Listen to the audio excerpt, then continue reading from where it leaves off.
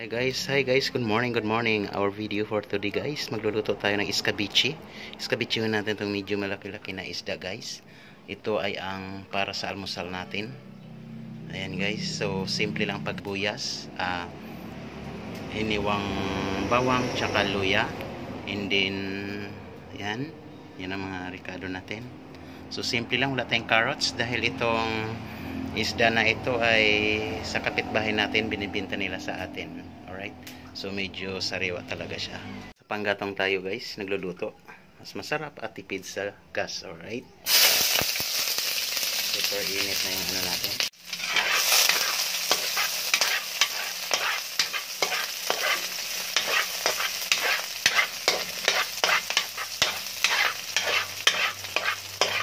Kailangan natin antayin na magiging brown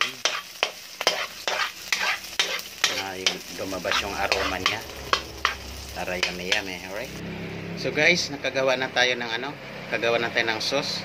So ilalagay na natin yung isda. Alright, syempre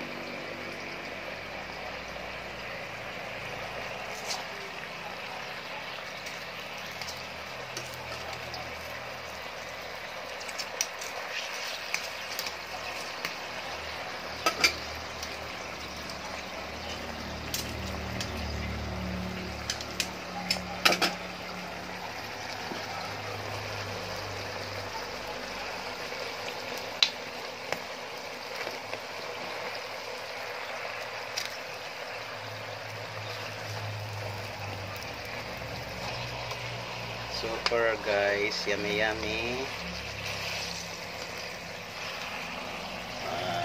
Right, so next, so lagay natin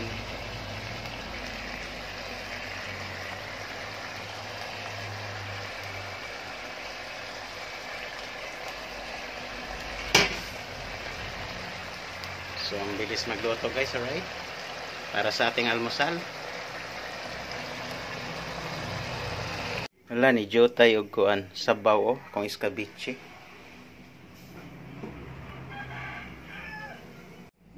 So guys, ayan na.